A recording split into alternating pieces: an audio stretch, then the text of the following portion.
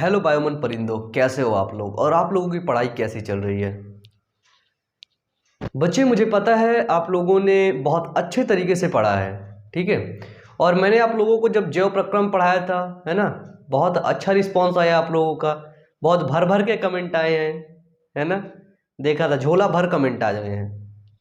तो देखो, आज के इस वीडियो के थंबनेल देखकर आप लोग पता हो गया होगा कि इस वीडियो में हम लोग बात करेंगे जैव प्रक्रम लाइव प्रोसेस के ना फुल क्वेश्चन एनालिसिस।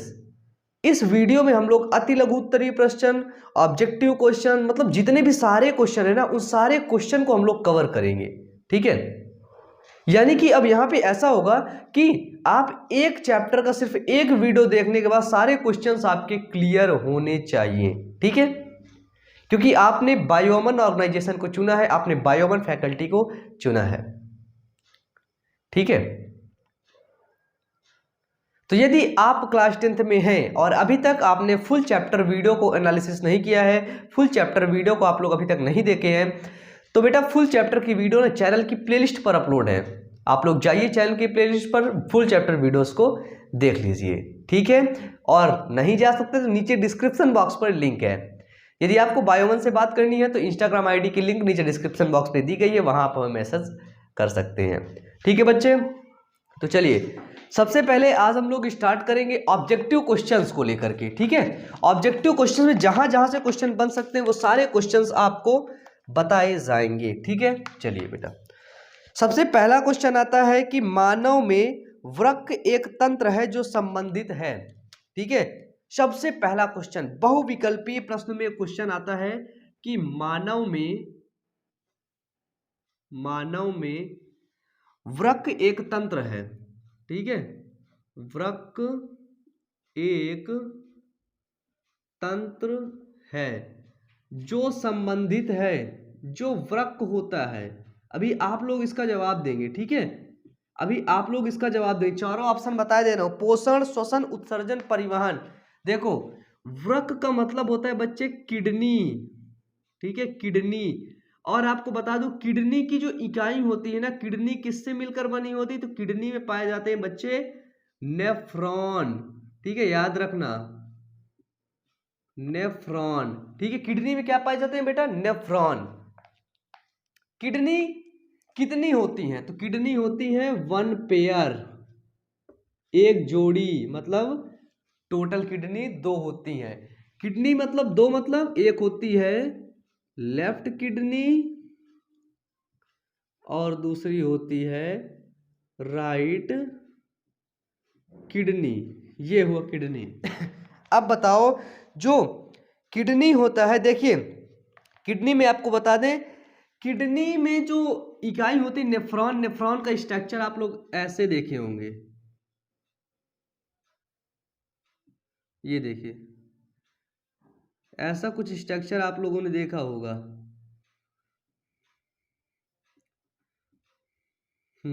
ये ये देखो, ये होता है बच्चे नेफ्रॉन। क्या होता है, नेफ्रॉन। यहां पर देखना कितने क्वेश्चन क्लियर हो रहे हैं। इसी में पाया जाता है, इसको बोलते हैं ग्लोमेरुलस। ये जो आगे वाला भाग है इसको बोलते हैं ग्लोमेरुलस, ठीक है, ग्लोमेरुलस। तो यदि आपसे एक ऐसा क्वेश्चन पूछा जा सकता है कि ग्लोमेरुलस किसमें पाया जाता है, तो आप लोग बता सकते हैं कि ग्लोमेरुलस किसमें पाया जाता है बेटा, ग्लोमेरुलस पाया जाता है किडनी में। और यहां पर एक वर्ड होता है वोमेन संपुट, इसके बीच वाले भाग को बोलते हैं वोमेन संपुट। क्या बोलते हैं, वोमेन संपुट। आपसे एक ऐसा क्वेश्चन बन सकता है कि वोमेन संपुट कहां पाया जाता है, तो आप लोग बता सकते हैं, इसको बोलते हैं संग्राहक वाहिनी, ठीक है। इसको क्या बोलते हैं बेटा, इसको बोलते हैं संग्राहक वाहिनी। इंग्लिश में देखो, मैंने इसको सारी चीजें इंग्लिश में पढ़ी थी, इसलिए हिंदी में थोड़ा सा मुझे देखना पड़ता है, ठीक है बेटा। संग्राहक वाहिनी यानी कि कलेक्टिंग डक्ट, ठीक है। यहां पर बेटा यूरिन का फिल्टर होता है, यहां पे क्या होता है, यहां पे फिल्ट्रेशन होता है, ठीक है। और ये होती है कलेक्टिंग डक्ट। जो नेफ्रॉन होते हैं बहुत होते हैं, ठीक है, एक दो नेफ्रॉन नहीं होते, बहुत नेफ्रॉन होते हैं, ठीक है बेटा, ठीक है। चलो, यहां तक सारी चीजें समझ में आ गई, ठीक है। ये इसको बोलते हैं हम लोग ग्लोमेरुलस, इसी जगह से, ठीक है। यहां से वेन्स आती हैं, यहाँ से वेन्स आती हैं और यहाँ पे ब्लड सप्लाई होके अच्छा ब्लड वहाँ पे चला जाता है इधर की तरफ, देखो ठीक है।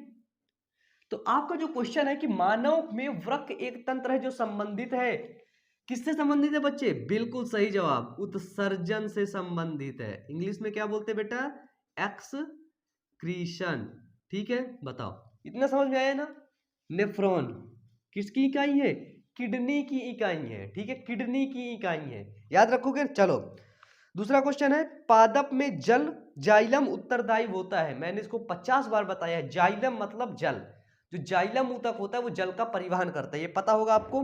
अब देखिए, ऑक्सी श्वसन में ग्लूकोज का एक अणु उत्पन्न करता है। ठीक है, ऑक्सी श्वसन में क्वेश्चन क्या है कि ऑक्सी श्वसन में ग्लूकोज का एक अणु, ठीक है, ऑक्सी श्वसन में ग्लूकोज का एक अणु उत्पन्न कितने एटीपी उत्पन्न करता है? ठीक है, कितने एटीपी उत्पन्न करता है? एटीपी का मतलब क्या होता है? एटीपी का फुल फॉर्म देख लीजिए, आपको पता होगा, एडेनोसिन ट्राइफॉस्फेट, और एक वर्ड इसी से मिलता जुलता आता है एडीपी, ये होता है एडेनोसिन डाइफॉस्फेट। इसका मतलब होता है डाई, इसका मतलब होता है ट्राई। ठीक है, चलो सॉरी, आपको बता दें जो ऑक्सी श्वसन होता है, ऑक्सी श्वसन में एटीपी के अणु होते हैं 38, ये इतना याद रखना, 38 एटीपी के अणु निकलते हैं। ठीक है, श्वास के दौरान, श्वसन के दौरान 38 एटीपी के अणु निकलते हैं। अब यहां पर देखते हैं हम लोग ऑक्सी श्वसन क्या होता है। तो बच्चे ऑक्सी श्वसन होता है कि ऑक्सीजन की उपस्थिति, ऑक्सी श्वसन जो होता है वो O2 की उपस्थिति में, ठीक है, ऑक्सीजन की उपस्थिति में माइटोकॉन्ड्रिया में होता है।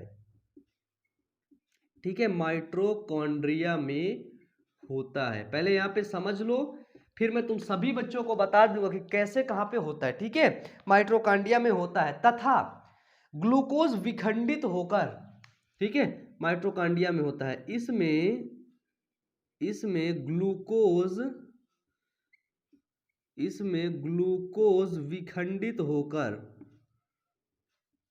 CO2, H2O, कार्बन डाइऑक्साइड, जल तथा ऊर्जा निर्माण करती है। ठीक है, ऑक्सी श्वसन में बेटा ये होता है। इंक डाल लूं मैं इसमें, चलो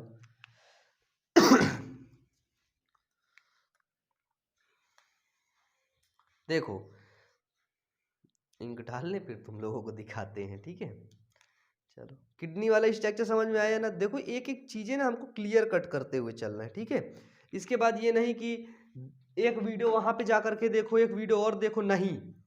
जब देखो बेटा, जब आपको किसी भी चीज का कॉन्सेप्ट क्लियर हो जाएगा ना, कोई भी चीज का कॉन्सेप्ट क्लियर हो जाता है ना, तो सारी चीजें आपको पता हो जाएंगी। ठीक है, सारी चीजों के बारे में आपकी कमांड हो जाएगी। ठीक है, और मैं अपने बायोमन परिंदों को जमीन पे नहीं उड़ाना चाहता हूं, बादलों को चीरते हुए बादलों के ऊपर उड़ाना चाहता हूं। ठीक है, चलो देखते हैं। देखो, ये ऑक्सी श्वसन का मतलब होता है कि ऑक्सीजन की उपस्थिति में माइटोकॉन्ड्रिया में होता है। समझना, हमने सांस लिया, सांस ऑक्सीजन हमारे माइटोकॉन्ड्रिया पर गई, माइटोकॉन्ड्रिया। ठीक है, माइटोकॉन्ड्रिया को ऊर्जा ग्रह भी कहते हैं। ठीक है, विद्युत ग्रह, ये एक इंपॉर्टेंट क्वेश्चन है। ठीक है, माइटोकॉन्ड्रिया में गई, माइटोकॉन्ड्रिया में क्रिया होती है जिसमें ऑक्सीजन की उपस्थिति में जो ग्लूकोज होता है ना, वो विखंडित हो जाता है, यानी कि टूट जाता है, और टूटने के बाद कार्बन डाइऑक्साइड और जल और भारी मात्रा में एनर्जी निकलता है, जिसके कारण से हम लोग चल पाते हैं, फिर पाते हैं, ये सारी चीजें हमारी होती हैं। ठीक है, और फिर क्या होता है कि जो कार्बन डाइऑक्साइड होती है वो जब सांस छोड़ते हैं तब बाहर निकल जाती है बच्चे। ठीक है, चलो अगला क्वेश्चन देखें। अगला क्वेश्चन है कि श्वसन में बाहर निकली वायु में ऑक्सीजन की मात्रा होती है। देखो, जब जब एक मनुष्य 100% ऑक्सीजन लेता है तो उसका 100% यूज नहीं करता है, उसका 17% वो बाहर निकाल देता है। ठीक है, तो ये होता 17%। क्वेश्चन क्या समझ लेना कि श्वसन में बाहर निकली वायु में ऑक्सीजन की मात्रा होती है, जब हम लोग श्वसन कर लेते हैं 100% ऑक्सीजन गई, कितनी 100% ऑक्सीजन गई, लेकिन ऑक्सीजन रुक गई। ठीक है, बाहर कितनी निकली, निकल रही ना, बाहर 17% उसमें ऑक्सीजन रहती, बाकी सारी ऑक्सीजन यूज हो जाती है। ठीक है, यहां तक क्लियर है, बताओ यहां तक सभी चीज क्लियर है। चलो हम लोग आगे चले। अगला क्वेश्चन बच्चे बोलता है कि श्वसन क्रिया में मानव शरीर में होता है, श्वसन क्रिया में मानव शरीर में होता है, देखना श्वसन क्रिया में, जब श्वसन की क्रिया होती है, ठीक है, श्वसन क्रिया में मानव शरीर में होता है। अब आपको बता दें श्वसन कहां पर होता है, तो जो श्वसन होता है वो होता है फेफड़ों में, फेफड़ों को इंग्लिश में बोलते हैं लंग्स। ठीक है, लंग्स को हिंदी में बोलते हैं फुफ्फुस। ठीक है, फुफ्फुस, और इस फुफ्फुस की इकाई को बोलते हैं एल्वोलाई। एल्वोलाई, देखो लंग्स ऐसा बना होता है, ठीक है। ऐसा कुछ, इसके अंदर जितनी भी स्ट्रक्चर होती है जहां पर सांस श्वसन की क्रिया होती है वो होती है एल्वोलाई में। ठीक है, जैसे आपसे पूछा गया किडनी की संरचना, किडनी की इकाई क्या होती है, तो आपने क्या बताया, नेफ्रॉन। और यदि पूछ लिया गया कि लंग्स यानी कि फेफड़े की इकाई क्या होती है, तो आप बताएंगे एल्वोलाई। ठीक है, और आपको एक इंपॉर्टेंट क्वेश्चन बताया, सबसे इंपॉर्टेंट क्वेश्चन, कि जो लंग्स होता है ना, फेफड़ा होता है, फेफड़ा की बाहरी मेम्ब्रेन को बोलते हैं प्लूरा मेम्ब्रेन। ठीक है, प्लूरा मेम्ब्रेन,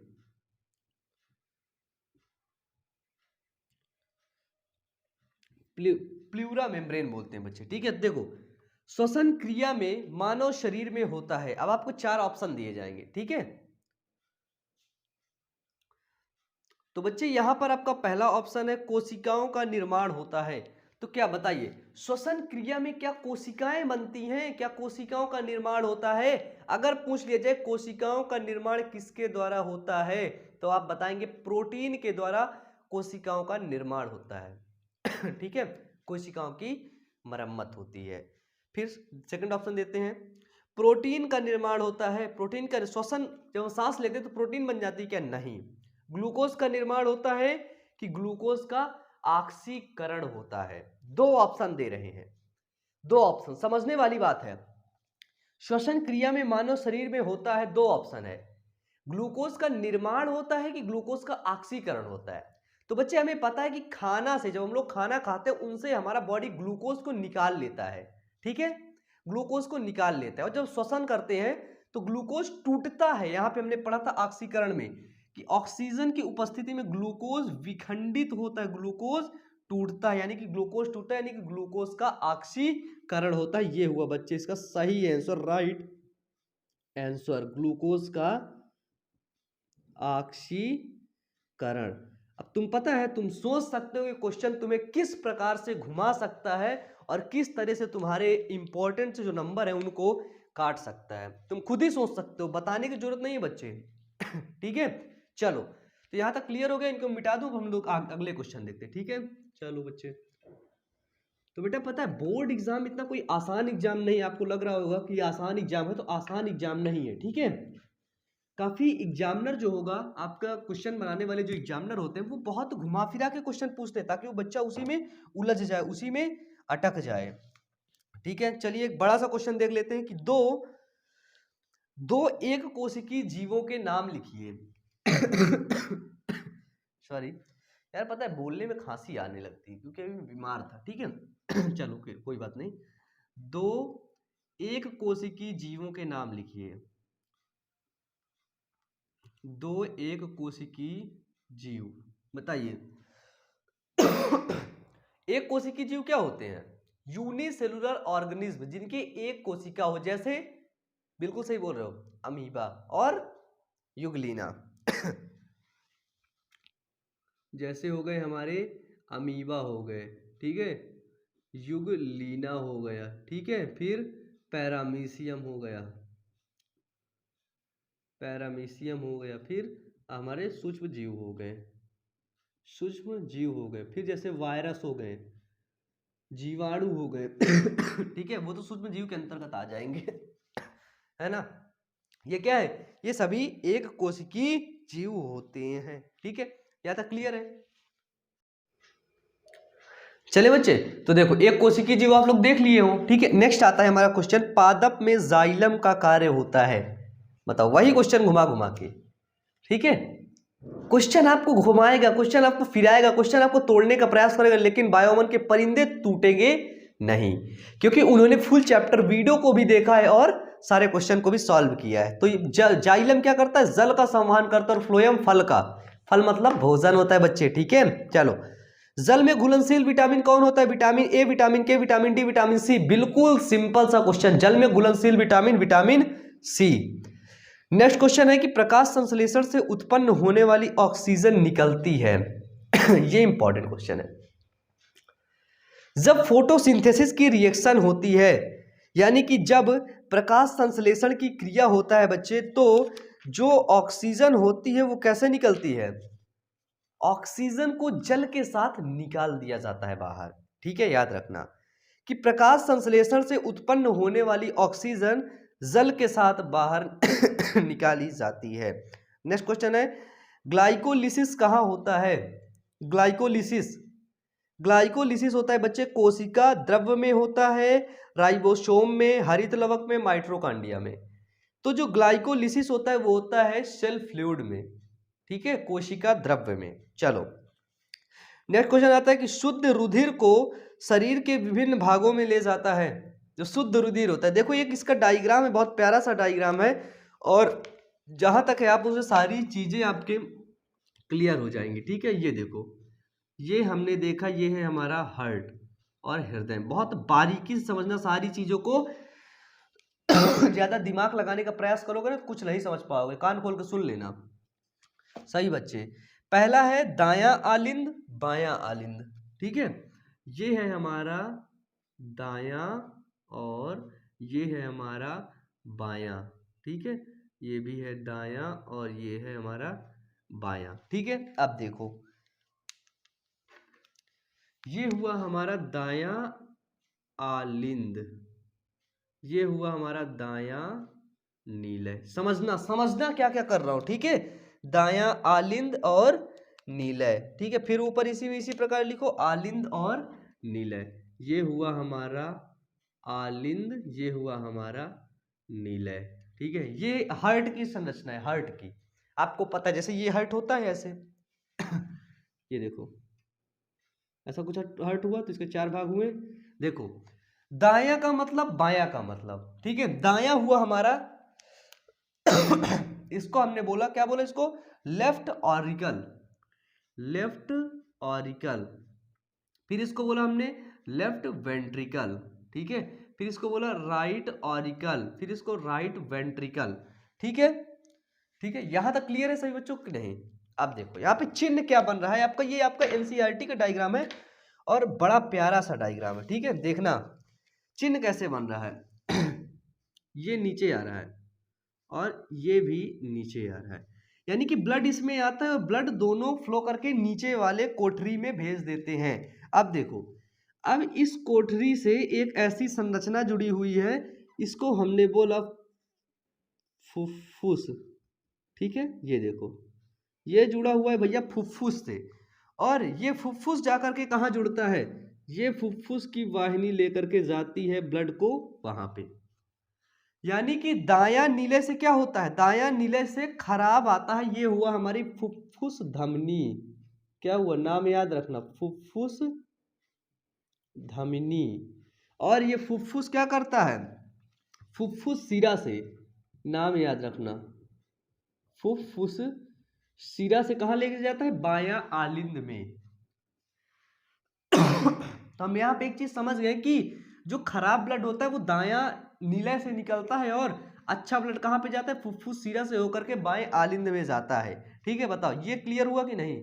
अब देखो बाएं आलिंद से जो ब्लड होता है वो निकलता है, वो आता है कहाँ से, बाएं आलिंद से जो ब्लड होता है वो निकलता है और वो कहाँ पे जाता है हमारे, वो जाता है पूरे शरीर में। बाएं आलिंद से निकला हुआ ब्लड पूरे, ये देखो यहां से ब्लड आया, यहां पे ब्लड आया सबसे पहले इस जगह दाएं आलिंद में ब्लड कहां से आता है, तो दाएं आलिंद में शरीर से होकर के ब्लड आता है। अब हमें ये बताओ कि ये चाचा है, ठीक है, इसका ये दिल है, समझना, यानी कि देखो गौर से समझने वाली बात है। यहां से ब्लड प्यूरिफाइड हुआ, ठीक है, ये देखो यहां पे शरीर ने ब्लड को दाएं आलिंद में भेज दिया कि जाओ चाचा। दाएं आलिंद में भेजने के बाद ब्लड को दाएं नीले में भेजा, कौन, दाएं आलिंद दाएं नीले में भेज दिया। दाएं नीले से फुफ्फुस धमनी से होकर के ब्लड गया कहां पर, लंग्स पर, फुफ्फुस पर, और फुफ्फुस पर ब्लड साफ होने के बाद वो फुफ्फुस सिरा से कहां गया, बाएं आलिंद में, और बाएं आलिंद से सीधा वो नीचे आया बाएं नीले में। कहां पर आया बच्चे, बाएं नीले में, और बाएं नीले से फिर पूरे शरीर में, फिर पूरे शरीर के बाद फिर दाएं नीले में, फिर वही प्रोसेस वही प्रोसेस बार बार आपकी चलती रहेगी। ठीक है, देख लो, ठीक है, ये हुआ हमारा महाधमनी, ये इसको बोलते हैं हम लोग महाशिरा, याद रखना महाशिरा, और इसको बोलते हैं महाधमनी। ये चीजें था, पता है कितने क्वेश्चन आपके क्लियर करवाएगी, बहुत क्वेश्चन, क्लियर क्वेश्चन बोल देता हूं, देखना अभी।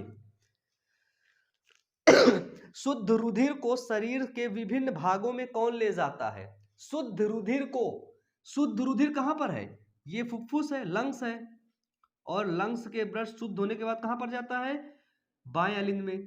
क्वेश्चन क्या पूछ रहा है समझना, कि शुद्ध रुधिर को शरीर के विभिन्न भागों में कौन ले जाता है, शुद्ध रुधिर आया बाएं नीले, बाएं नीले से विभिन्न भागों में जा रहा है, तो बाएं नीले से विभिन्न भागों में ले जाने वाली धमनी कौन है, बताओ, महाधमनी। ले जा रहे हैं कि नहीं। अगर ये महाधमनी ट्यूब आपकी ना होती तो ब्लड किससे जाता, पूरे शरीर में, और फिर इस शरीर से गंदा ब्लड, खराब ब्लड यदि महाशिरा ना होती तो वो दाएं आलिंद में कैसे पहुंचता, बताओ, और यदि दाएं नीले से फुफ्फुस धमनी नहीं होती तो वो लंग्स में कैसे पहुंचता, और यदि लंग्स से फुफ्फुस सिरा नहीं होता तो वो ब्लड लेफ्ट ऑरिकल में कैसे पहुंचता। एक एक क्वेश्चन, एक एक टॉपिक क्लियर है कि नहीं, समझना। नेक्स्ट क्वेश्चन बोल देता हूं कि फुफ्फुस सिरा खोलती है, जो फुफ्फुस सिरा होता है वो कहां पर खोलती है अपने आप को, वो खोलती है बाएं आलिंद में। कहां पे बच्चे, बाएं आलिंद में। अगर आपसे क्वेश्चन ऐसे पूछ लिया जाएगा फुफ्फुस सिरा, फुफ्फुस क्वेश्चन है फुफ्फुस सिरा खुलता है, फुफ्फुस सिरा खुलता है, बताओ। फुफ्फुस सिरा जो हो गया ये धमनी है, ये फुफ्फुस सिरा है, फुफ्फुस यानी कि लंग्स, ये लंग्स फुफ्फुस सिरा कहां पर खुल रहा है, बाएं आलिंद में खुल रहा है, तो इसका आंसर क्या होगा, बायां आलिंद होगा। एक क्वेश्चन और मुझे दिखा था अभी कि शुद्ध रक्त बहता है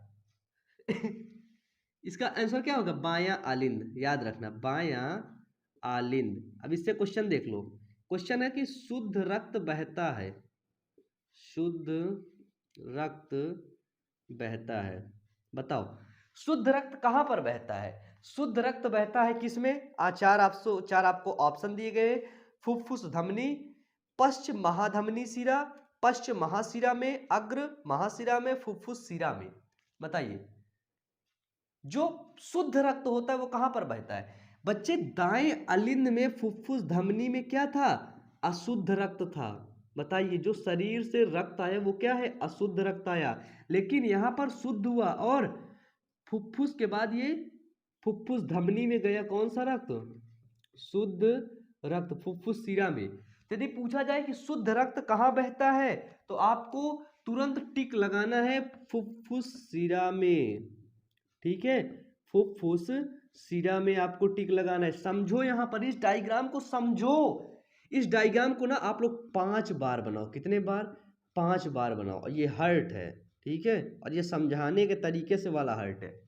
इसको 5 बार बनाओ, अपनी कॉपी में नोट डाउन करो, देखो कि सारी चीजें आपको क्लियर हो जाएंगी। ठीक है, एक क्वेश्चन और है, हर्ट में पूछ लिया जाता है एवी नोड एसए नोड कहां पर पाया जाता है, तो देख लेना एवी नोड और एसए नोड आपके हर्ट में पाए जाते हैं, दिल में पाए जाते हैं। ठीक है, सारी चीजें एक एक चीजें लिखो अपने कॉपी में बनाओ। ठीक है बच्चे क्वेश्चन और है, क्वेश्चन है फेफड़े में शुद्ध रक्त आता है, बताओ फेफड़े में, अरे सभी क्वेश्चन लिख देता हूं, मतलब बहुत क्वेश्चन है यार इससे। फेफड़े में शुद्ध रक्त आता है, बताओ सारे क्वेश्चन, सारे को जवाब दे सकते हो। शुद्ध रक्त कहां से आता है, फेफड़ा में लंग्स में शुद्ध रक्त कहां से आता है, तो शुद्ध रक्त आता है, बताओ ये फेफड़ा है, लंग्स में जो शुद्ध रक्त आता है वो कहां से आता है। पूछ रहा क्वेश्चन, फेफड़े में शुद्ध रक्त आता है, कहां से आता है, वो आता है बाएं आलिंद से। अगर पूछ लिया जाए फेफड़े में शुद्ध रक्त आता है तो कहां से आता है बच्चे, बाएं आलिंद से, क्योंकि बाएं आलिंद में ही तो शुद्ध होके गया है, बताइए बाएं आलिंद से। ठीक है, फेफड़े में शुद्ध रक्त आता है बाएं आलिंद से। एक क्वेश्चन और है, क्वेश्चन क्या है कि शुद्ध रुधिर को शरीर के विभिन्न भागों में ले जाती है, बताओ शुद्ध रुधिर को, समझना कि शुद्ध रुधिर को शरीर के, शुद्ध रुधिर को शरीर के विभिन्न भागों में, शरीर के विभिन्न भागों में ले जाती है। ये क्वेश्चन आप मुझे बताएंगे कि जो शुद्ध रुधिर होता है, शुद्ध रुधिर को शरीर के विभिन्न भागों में कौन ले जाता है, बताओ शुद्ध रुधिर कहां पर हमको मिला, ये हमको पता है कि ये यहाँ पे अशुद्ध रुधिर है, यानी कि इन दोनों में अशुद्ध बहता है और इन दोनों में शुद्ध रुधिर बहता है। तो शुद्ध रुधिर को शरीर के विभिन्न भागों तक कौन ले जाता है, यहां से शुद्ध रुधिर आ रहा है, कौन ले जाता है, इसको हमने क्या बोला, महाधमनी बोला। कौन ले जाता है, महाधमनी। ठीक है, क्लियर हो गया, तो चलो इसका स्क्रीनशॉट लो और इसको अपने कॉपी में नोट डाउन करो, अपने कॉपी में इस चीज को बनाओ। ठीक है, चलो इसको बच्चे मिटा दूं, अब फिर हम लोग आगे बढ़ेंगे। ठीक है बच्चे, चलो सभी बच्चे पूरे क्वेश्चन एनालिसिस होंगे। ठीक है, मिटा दूं, चलो ठीक है, कहीं से भी क्वेश्चन बिठाकर जो प्रक्रम वर्ड आ जाए, जो प्रक्रम आ जाए, लाइव प्रोसेस आ जाए, एक एक क्वेश्चन आप लोगों को क्लियर होने चाहिए। ठीक है अब ये बताओ, इतना बीमार होने के बावजूद जब मैं आप लोगों के साथ स्ट्रगल कर रहा हूं, आप लोगों के साथ मेहनत कर रहा हूं, तो क्या बच्चे आप लोग मेरे साथ मेहनत नहीं कर सकते हैं? मैं अपने लिए कर रहा हूं, बताओ सही बच्चे बताओ, मैं अपने लिए कर रहा हूं ये, समझो रात के 2 बज रहे हैं, 2 बजे ही आपकी रिकॉर्डिंग का वीडियो, रिकॉर्डेड वीडियो शूट हो रहा है। ठीक है, मुझे भी नींद आती है ना, मुझे भी आलस्य आता है, मैं भी एक इंसान हूं, तो बच्चे आप लोग भी पढ़ो ना। ठीक है, पढ़ेंगे क्योंकि मुझे विश्वास है अपने बायोमन परिंदों पर। ठीक है, चलो बच्चे अगला क्वेश्चन देखते हैं हम लोग कि बहुत अच्छा सा क्वेश्चन, रक्त में ऑक्सीजन की कला से लाल रक्त कणिकाओं में उत्पन्न रोग होता है बताइए, जब रक्त में आरबीसी कम हो जाती है, रक्त रेड ब्लड सेल कम हो जाते हैं, तो उसमें कौन सा रोग उत्पन्न होता है, बताइए। रक्त में ऑक्सीजन की कला से रक्त कणिकाओं, लाल रक्त कणिकाओं में उत्पन्न रोग, उसको बोलते हैं हीमोफीलिया, हीमोफीलिया। ठीक है, हीमोफीलिया। चलो नेक्स्ट क्वेश्चन है कि प्रत्येक मनुष्य का रक्त प्रत्येक मनुष्य को नहीं दिया जाता है, यह कथन है, यह इंपॉर्टेंट है कि प्रत्येक मनुष्य का रक्त प्रत्येक मनुष्य को नहीं दिया जाता है। ठीक है, क्या कथन है कि प्रत्येक मनुष्य का रक्त, या प्रत्येक मनुष्य का रक्त प्रत्येक मनुष्य को नहीं दिया जाता है बताओ, मेरा ब्लड का आपके चढ़ा दिया जाएगा तुरंत, बताइए, का आपका ब्लड मुझे तुरंत चढ़ा दिया जाएगा? नहीं बच्चे, क्या होता है इसमें ब्लड ग्रुप होते हैं, ब्लड ग्रुप को क्या बोलते हैं हम लोग, एबीओ ब्लड ग्रुप। क्या होते हैं, एबीओ। और ब्लड ग्रुप 4 प्रकार का होता है, blood group A, blood group B, blood group A B, blood group O, ठीक है। अभी यहाँ पर देखने क्वेश्चन भी मैं करवा दूंगा, ठीक है। चलो देखते हैं कि प्रत्येक मनुष्य का रक्त प्रत्येक मनुष्य को नहीं दिया जाता, किसने कहा था? वाटसन ने, स्टेफन हेल ने, मेंडल ने, लैंडस्टीनर ने। तो बच्चे ये जो कथन था ना, इस कथन को बोला था लैंडस्टीनर ने। किसने बोला था बेटा? लैंडस्टीनर ने, याद रखना, ठीक है। कार्ल लैंडस्टीनर, ठीक है।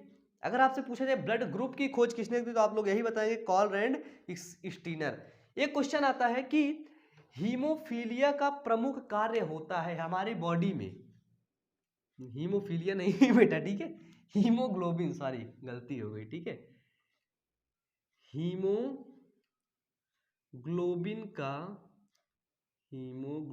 का प्रमुख कार्य होता है, हीमोग्लोबिन, जिसको हम लोग एचबी बोलते हैं। एचबी का क्या कार्य होता है? आपको पता है कि जो एचबी होती है ना, वो कितनी होनी चाहिए? 12 to 14 होनी चाहिए, किसकी? मेल की। और फीमेल की कितनी होनी चाहिए? 10 to 13 होनी चाहिए, ठीक है, फीमेल की लगभग में। कभी खून की रिपोर्ट मिलना तो उसमें एचबी देखना, हीमोग्लोबिन देखना, ठीक है, लगभग में आती है। बताइए, हीमोग्लोबिन का प्रमुख कार्य होता है, ए नंबर है प्रजनन में सहायता, बी नंबर है रुधिर को रंगीन करना, यानी कि खून को लाल करने के लिए हीमोग्लोबिन मिला दिया जाता है ताकि खून लाल लाल आपको दिखे, है ना? बताइए, यही होता है ना? मुझे भी यही लग रहा है। तीसरा है जीवाणुओं को नष्ट करना, शायद यही है, जीवाणुओं को नष्ट करता है हीमोग्लोबिन, नहीं करता? अरे वाह बच्चे, पता है, मतलब आप लोगों ने वीडियो देखा है। फिर है ऑक्सीजन का परिवहन, क्या? ऑक्सीजन का परिवहन, यानी कि ऑक्सीजन को ले जाता है, बिल्कुल सही बोला बच्चे आपने कि हीमोग्लोबिन, सही बोल दिया तुम लोगों ने ये क्वेश्चन। हीमोग्लोबिन क्या करता है?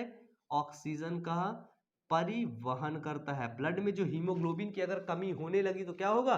ऑक्सीजन की कमी होने लगेगी, ठीक है बच्चे। इसलिए कहते हैं हीमोग्लोबिन गिरना, अगर जितना हीमोग्लोबिन गिरेगा ना उतना तो ये सांस लेगा वो,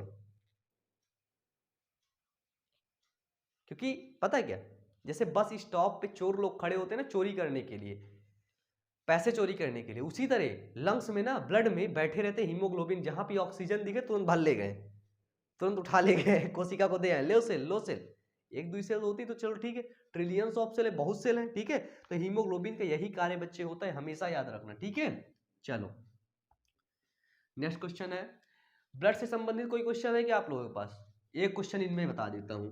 अगर बोल दिया जाए कि एक माता का ब्लड ग्रुप ए है और एक पिता का ब्लड ग्रुप ए बी है, तो उसके बच्चे के ब्लड ग्रुप ज्ञात करो कि उसके बच्चे में कौन कौन से ब्लड ग्रुप होने की संभावना होती है। ये क्वेश्चन बताइए, करवा दूं ऐसे क्वेश्चन? ऐसे क्वेश्चन तो देखो, यदि एक माता है, मदर है माता का ब्लड ग्रुप ए है, ठीक है, तो हम समझ रहे हैं ए के दो दो मतलब इसके युग्म बनेंगे, वो बनेगा आई ए आई बी, एक बनेगा आई ए आई ओ, ठीक है। ये इसके एंटीजन होते हैं, ठीक है। इसका क्या बनेगा? इसका सिर्फ एक ही बनेगा, आई ए फिर आई बी। तो देखो, अगर इसका दो बना है तो हम इन दोनों को इनसे इस वाले से क्रॉस कराएंगे। तो सबसे पहले हम एक का क्रॉस करा लेते हैं, ठीक है, एक का इसका क्रॉस करा लेते हैं, आई ए आई बी, ठीक है। चलो आई ए लिया इसका, आई ए लिया इसका, क्या हुआ? आई ए बना, फिर लिया इसका आई बी बना, फिर इसका आई बी बना, फिर इसका लिया, क्या बना?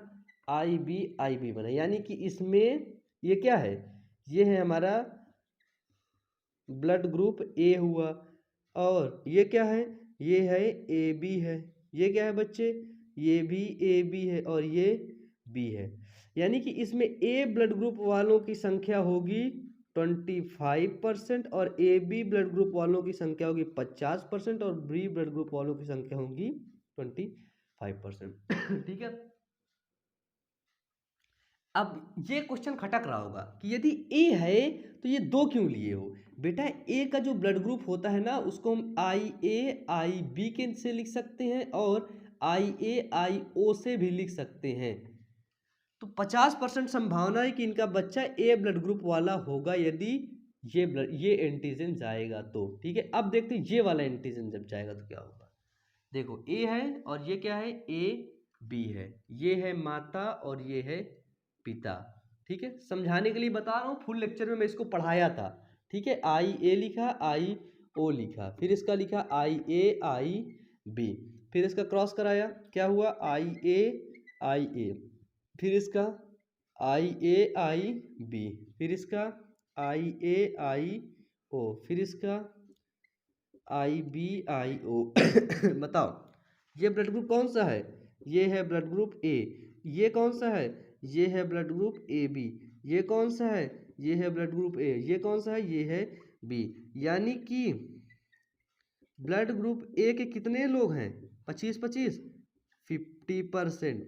और ए बी कितने हो सकते हैं, 25%। बी कितने हो सकते हैं, 25%। ये हुआ किरण आरेख, ठीक है, ब्लड ग्रुप कि ब्लड ग्रुप के माध्यम से आप लोग निकाल सकते हैं कि किस बच्चे में कौन सा ब्लड ग्रुप जाएगा। ठीक है, तो चलो वन शॉट था, बहुत जल्दी से पढ़ाया हूं मैं। ठीक है, और अगर तुम लोग चाहते हो बच्चे की इस तरह की वीडियो ना फुल डिटेल से मैं आप लोगों को बता दूं, तो नीचे कमेंट बॉक्स में कमेंट करके बता दो। ठीक है, जब कम से कम 50 कमेंट जब हो जाएंगे ना, तभी ऐसे वीडियो को मैं चैनल पे लाऊंगा। ठीक है, चलो आगे देखते हैं। ब्लड आया तो मुझे लगा मैं तुम लोगों को बता देता हूं, है ना। तुम लोग ज्यादा ज्ञान बर्दाश्त भी ना कर पाते होगे ना। ज्यादा ज्ञान बर्दाश्त कर लो, कहाँ पर, कोचिंग में। ठीक है, क्योंकि कोचिंग में फीस देते हो, यहाँ पे सोच रहे हो फ्री में पढ़ा रहा है। ठीक है, लेकिन आपको पता होना चाहिए बायो वुमन ऑर्गेनाइजेशन का मतलब पैसे नहीं है। ठीक है, अभी तक फ्री ऑर्गेनाइजेशन ही चल रही है। चलो आगे चलते हैं बच्चे। अगला क्वेश्चन है, यकृत संश्लेषण करता है। यकृत किसका संश्लेषण करता है, तो बिल्कुल सिंपल सा क्वेश्चन है, यकृत शर्करा को संश्लेषण करता है। ठीक है, चलो नेक्स्ट क्वेश्चन आता है, शुद्ध रक्त किसमें बहता है। ये क्वेश्चन बेटा आप बताओ, शुद्ध रक्त किसमें बहता है। ये बताओ, रक्त का थक्का जमाने के लिए आवश्यक है, इंपॉर्टेंट क्वेश्चन, कि रक्त का थक्का जमाने के लिए, थक्का जमाने में आवश्यक, बताओ जो ब्लड क्लॉटिंग है, रक्त का थक्का जमाने में कौन सा जो पदार्थ है वो आवश्यक है बच्चे, बताइए। जब हमारे कट लग जाता है, ब्लड निकलने लगता है, तो कौन सा पदार्थ होता है जो उसको रोक देता है ब्लड के थक्का जमाने को। जैसे नदी में पानी यदि बह रहा है तो हम लोग उसको क्या करेंगे, मिट्टी रख के, ईंटा पत्थर मिट्टी ईंटा पत्थर रख के उसको पानी को रोक देते हैं। ईंटा पत्थर मिट्टी, यहाँ पे कोई पदार्थ होता है, पहला पदार्थ बता दूं आपको, सोडियम क्लोराइड, पोटेशियम, थ्रोम्बिन और कैल्शियम। तो रक्त के थक्का जमाने में बच्चे बिल्कुल सही देखा, थ्रोम्बिन। थ्रोम्बिन सहायक होता है। ठीक है, क्या सहायक होता है बच्चे, थ्रोम्बिन। ठीक है, चलो नेक्स्ट क्वेश्चन है कि वोमेन संपुट किसका भाग है, बताओ। अभी बताया था ग्लोमेरुलस, और वोमेन संपुट किसका भाग है, उदर का, अग्न्याशय का, यकृत का और वृक्क का। बताइए बच्चे, चलो ठीक है। मनुष्य के प्रत्येक जबड़े में चवर्णक दांतों की संख्या कितनी होती, चवर्णक चबाने वाले दांतों की संख्या कितनी होती, 6। ठीक है, 6। नेक्स्ट क्वेश्चन आता है, मस्तिष्क उत्तरदायी तो होता है सोचने के लिए, शरीर सोचने के लिए। मनुष्य का मस्तिष्क किसके लिए उत्तरदायी होता है, पहला ऑप्शन सोचने के लिए। सोचता, क्या मनुष्य का मस्तिष्क सोचता है, कुछ भी सोचता है ना, बिल्कुल सोचता है। सेकंड है बी नंबर, हृदय स्पंदन के लिए।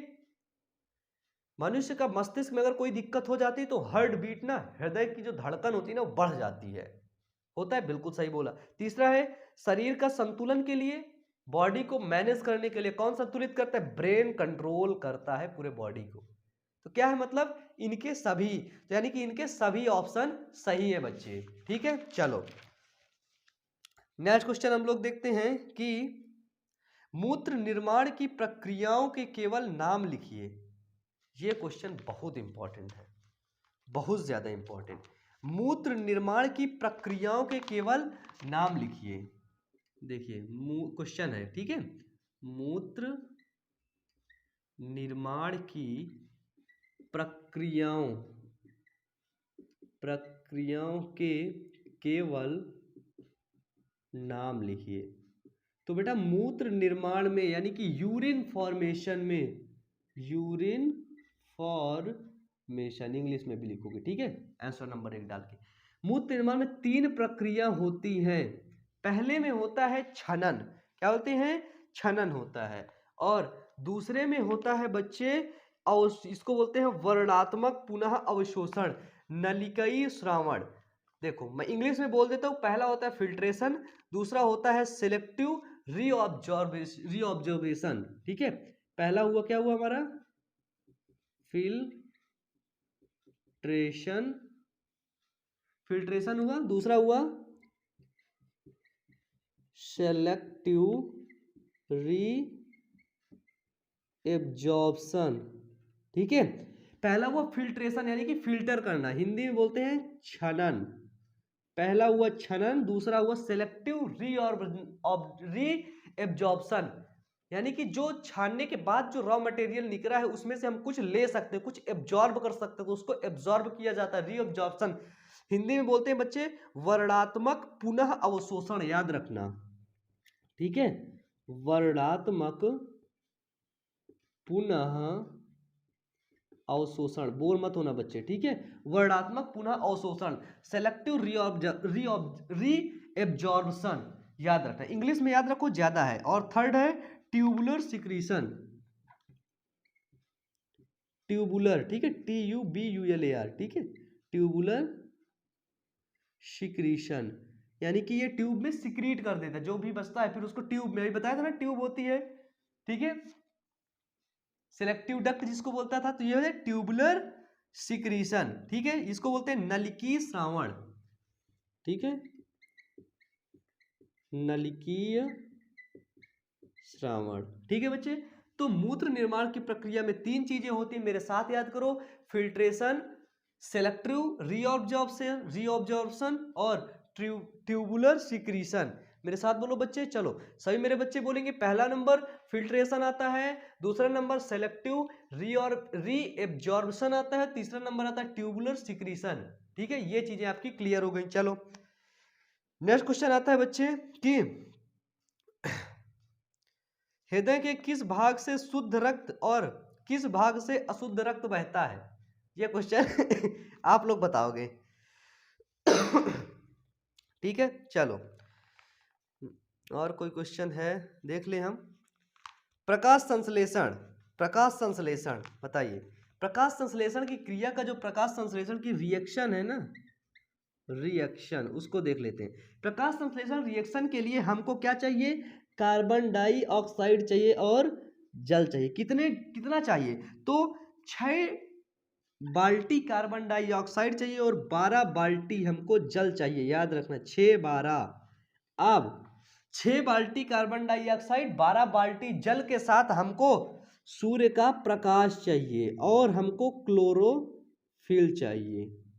ठीक है, क्लोरोफिल। मैं जब चैप्टर पढ़ाया था तो वहां पर इस चीज को बहुत डिटेल से बहुत अच्छे तरीके से बच्चे मैंने आपको पढ़ाया था। ठीक है, अब क्या बनता है, बनता है C6H12O6, C6H12O6, यानी कि क्या बना बताइए, ग्लूकोज बना, और फिर बना 6 बाल्टी जल बना, और ऑक्सीजन कितना बना, 6 बाल्टी ऑक्सीजन बना। आप देख सकते 12 डिब्बा 12 बाल्टी जल लिया था, लेकिन 6 बाल्टी जल बना पाया, 6 बाल्टी काम में आ गई है ना, और 6 बाल्टी कार्बन डाइऑक्साइड लिया तो उधर 6 बाल्टी कार्बन ऑक्सीजन को निकाल दिया। जितना ऑक्सीजन, जितना कार्बन डाइऑक्साइड प्रकृति से लेता है उतना ही ऑक्सीजन वो निकाल देता है। ठीक है, इसलिए ग्लोबल वार्मिंग का खतरा भी कम रहता है बच्चे। चलो नेक्स्ट क्वेश्चन है बच्चे कि लार यानी कि सलाइवा क्या है, इसकी उपयोगिता का विवरण उदाहरण सहित दीजिए। चलें इसको मिटा दूं। सलाइवा जो लार होता है, आपके क्वेश्चन पूछता है, ठीक है, लार क्या है, यहाँ पे फुल एनालिसिस है, तो सारे क्वेश्चन को आज हम इसी वीडियो में, ठीक है, डिस्कस कर लेंगे। चलो नेक्स्ट क्वेश्चन आप लोग सुनेंगे कि भोजन के पाचन में लार की क्या भूमिका है। तो बच्चे बता दें, जो लार होता है जब भोजन को पचाते हैं, हम लोग खाते चबाते हैं, तो लार क्या करता है, उसको लुगदी के रूप में, उसको बोलस के रूप में तैयार करता है। तो देखो इसमें क्या लिखा है कि भोजन करते समय मुख में से एक चिकना तरल पदार्थ निकलता है, यह चिकना तरल पदार्थ को हम लार कहते हैं। इस लार में पाचक रस पाए जाते हैं, ये भोजन को पचाने में सहायता करते हैं। लार की उपयोगिता, नंबर 1 लिखेंगे, लार में लार सलाइवरी एमाइलेज, ठीक है, लार में एमाइलेज एंजाइम होता है जो स्टार्च को शर्करा जैसे माल्टोज में परिवर्तित कर देता है। देखिए लार में क्या होता है, लार में होता है एमाइलेज एंजाइम। कौन सा एंजाइम बच्चे होता है, ये होता है एमाइलेज एंजाइम।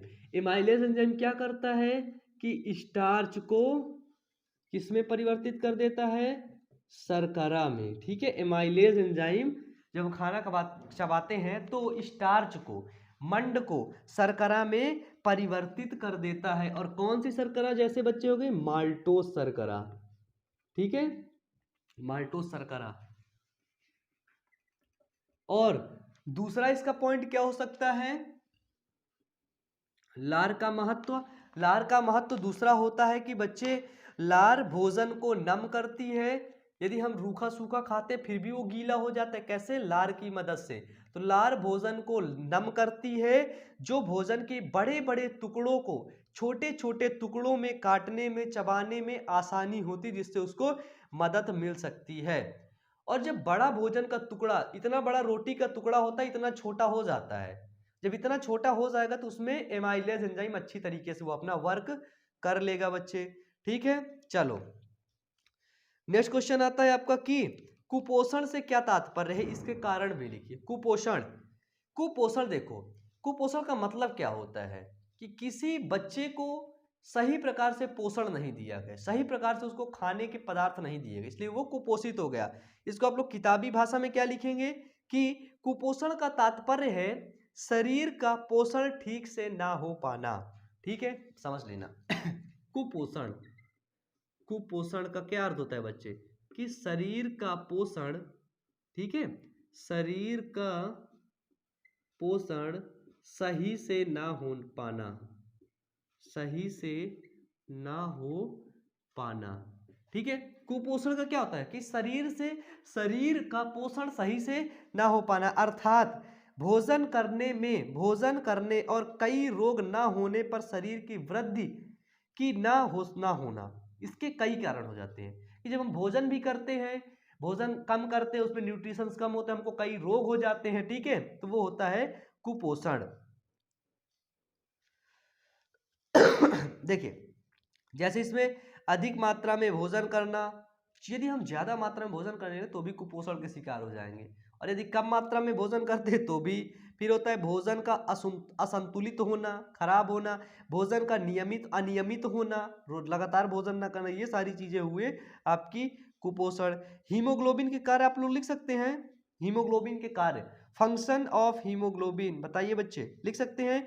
आपको पता है कि जो हीमोग्लोबिन होती है वो रेड ब्लड सेल, वो लाल रक्त कणिकाओं क्या करती है, उनमें ऑक्सीजन को ले जाने का कार्य करती है। लाल रक्त कणिकाओं लौह युक्त प्रोटीन पाया जाता है उसमें, जिसको हम लोग हीमोग्लोबिन कहते हैं। हीमोग्लोबिन को लौह युक्त प्रोटीन भी कहते हैं, याद रखना। हीमोग्लोबिन को लौह युक्त प्रोटीन कहते हैं। और एक क्वेश्चन आपसे ऐसे पूछ सकता है कि जो हीमोग्लोबिन होता है वो किस चीज में जुड़ा रहता है, ब्लड के। हीमोग्लोबिन रहता है ब्लड में, और ब्लड में कहाँ, तो ब्लड में रहता है वो आरबीसी में, लाल रक्त कणिकाओं में होता है, ठीक है बच्चे। चलो नेक्स्ट क्वेश्चन आपके इंपॉर्टेंट क्वेश्चन देखे ले रहे हैं, दीर्घ उत्तरी क्वेश्चन। दीर्घ उत्तरी में जैसे बोल दिया गया मानव के पाचन तंत्र का निर्माण करो, बताओ। पाचन तंत्र के बारे में देख लिया, पोषण के बारे में दे दिया, तो ये सारे क्वेश्चन आप लोग अब पढ़ सकते हैं, ठीक है।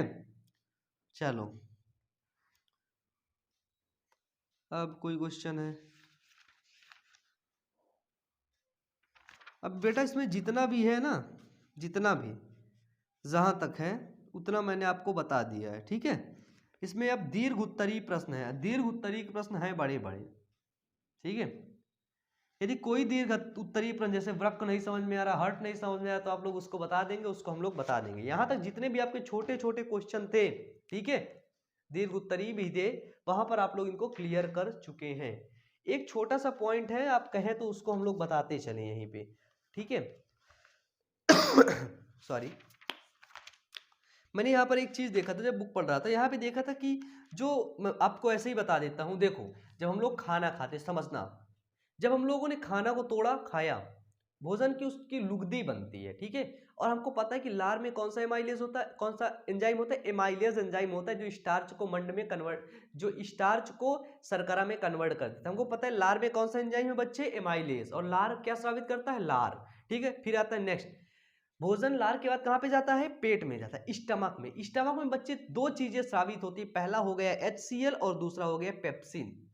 HCl हाइड्रोक्लोरिक अम्ल क्या करता है, भोजन को अम्लीय माध्यम प्रवाहित करता है और भोजन में आए हुए बैक्टीरिया को मार देता है। और पेप्सिन एंजाइम क्या करता है, आप लोग लिख लीजिए, पेप्सिन एंजाइम प्रोटीन का आंशिक पाचन करता है। फिर वो भोजन जाता है हमारे डियोडूनम में, ग्रहणी में। ग्रहणी में हमारा होता है यकृत, और यकृत क्या करता है, यकृत पित्त रस को बनाता है। पित्त रस क्या करता है, पित्त रस वसा का पाचन करता है। याद रखना, जो यकृत पित्त को बनाता है, पित्त की थैली में वो फिर भर जाता है, ठीक है। पित्त की थैली नहीं बनाती है रस को, खाली पित्त की थैली गॉल ब्लेडर पित्त को रखने का काम करती है, ठीक है। गॉल ब्लेडर और पैनक्रियाटिक जूस, ठीक है। तो पित्त रस क्या करता है, वसा का पाचन करता है। लिख लो, पित्त रस वसा का पाचन करता है। और अग्न्याशयी रस में 3 एंजाइम होते हैं, ट्रिप्सिन, एमाइनेज, लाइपेज, ठीक है। देखना, ये छोटा सा फ्लो चार्ट होगा, छोटा सा डायग्राम होगा, समझ लो। हमको पता है, हम बताए दे रहे हैं, ठीक है। लार में होता है बच्चे एमाइलेज, और आमाशय में कौन सा एंजाइम होता है, आमाशय में होता है HCl और पेप्सिन। पेप्सिन क्या करता है बच्चे, प्रोटीन का आंशिक पाचन करता है। इसके बाद आता है हमारा यकृत कौन सा एंजाइम साबित करता है, कौन सा, पित्त रस में तो एक एंजाइम, पित्त रस में कोई एंजाइम नहीं होता है। पित्त रस क्या करता है, इसलिए इसको इसमें होता है पित्त रस करता है वसा का पाचन, ठीक है। पित्त रस वसा का पाचन किया। फिर इसके साथ अग्न्याशयी रस स्रावित होता है, एक अग्न्याशय होता है बच्चे, अग्न्याशयी रस स्रावित होता है। अग्न्याशय से स्रावित होने वाले को बोलते हैं अग्न्याशयी रस। और इस अग्न्याशयी रस में 3 एंजाइम होते हैं, उन एंजाइम को बोलते हैं ट्रिप्सिन, एमिनेज, लाइपेज, ठीक है। ट्रिप्सिन, एमिनेज और लाइपेज। अब देखो, जो ट्रिप्सिन एंजाइम होता है, हमको पता है ट्रिप्सिन किसका पाचन करता है बच्चे, प्रोटीन का। पेप्सिन और ट्रिप्सिन, ठीक है, यहाँ पे प्रोटीन का पूर्ण पाचन हो जाता है। ट्रिप्सिन किसका पाचन करता है, याद रखना, ट्रिप्सिन पाचन करता है बच्चे प्रोटीन का, ठीक है। तो यहाँ पर ये कहाँ, ये दोनों कहाँ पे होते हैं, ये दोनों होते हैं ग्रहणी में, ठीक है। ग्रहणी पे दोनों अपना श्रावण करते हैं, ठीक है। डियोडूनम बोलते हैं ग्रहणी। और ग्रहणी का आकार सी टाइप का होता है, यू शेप का, याद रखना, यू शेप का पूछ लिया जाता है। चलो, ट्रिप्सिन प्रोटीन का पाचन करता है, एमिनेज स्टार्च का पाचन करता है, और आपको पता है कि जो लाइपेज होता है वो वसा का। यहाँ पर आंशिक पाचन होता है और यहाँ पर इसका पूर्ण पाचन होता है। तो ये तीनों एंजाइम हो गए। फिर अग्न्याशयी रस के बाद जाता है वो आंत्र में, ठीक है। अग्न्याशयी रस के बाद वो खाना कहाँ जाता है हमारा, वो जाता है हमारा आंत में। अब देखो, आंत में क्या होता है, आंत रस स्रावित होता है, आंत में होता है आंत रस। और ये जितना भी बचा कुचा प्रोटीन, स्टार्च है ना, ये सारी चीजें है ना, यहाँ पर भोजन का पूर्ण पाचन होता है। जो चीजें बच रही हैं, पूर्ण पाचन, अगर आपसे पूछ लिया जाए कि पूर्ण पाचन कहाँ होता है, भोजन का पूर्ण रूप से पाचन कहाँ होता है, तो आप लोग बताएंगे इंटेस्टाइनल ग्लैंड में, आंत्र में, ठीक है, इंटेस्टाइनल ग्लैंड्स में, ठीक है। बड़े प्यार से बताओगे भोजन का पूर्ण पाचन कहाँ पर होता है, तो भोजन का पूर्ण पाचन होता है आंत रस में। इसमें उपस्थित एंजाइम द्वारा, आंत रस में उपस्थित एंजाइम द्वारा भोजन का पूर्ण पाचन किया जाता है, ठीक है। प्रोटीन का भी पाचन, सभी चीजों का पाचन आंत रस में किया जाता है। इस चीज को मैं पता है, इस चीज को मैं पहले बताने के लिए सोच रहा था, लेकिन मुझे लगा ये टॉपिक काफी बड़ा है। लेकिन अब मुझे लगा कि जब आप लोगों को फुल एनालिसिस, पूरा लेक्चर देना है इस चैप्टर का, तो यार इसलिए मैंने दे दिया, ठीक है। तो आप लोग बताएंगे कि ये वीडियो आपको कैसा लगा देख करके, ठीक है। सभी बच्चे, आप लोगों ने यहाँ तक देखा, आप मेरे सिंसियर बच्चे हैं, और आप कहेंगे यदि, तो आगे आने वाले जो चैप्टर्स हैं ना, उनके वीडियो हम लोग आपको जल्दी से प्रोवाइड करवाएंगे, ठीक है। तो आप लोगों से एक रिक्वेस्ट है, एक निवेदन है, और आपने यहाँ तक देखा, थोड़ा सा और सुन लीजिए। हमारा एक दूसरा चैनल है बायो अमन मोटिवेशन। आप लोग उस चैनल पर जा कर के मोटिवेशनल वीडियोस को बच्चे जरूर से जरूर वॉच करें, जरूर से जरूर देखें। ठीक है, तो आप लोग इसी तरह पढ़ते रहिए, मेहनत करते रहिए। बायो अमन और बायो अमन की पूरी टॉप फैकल्टी, पूरी टॉप टीम आपके साथ है। Wish you all the best. Thank you.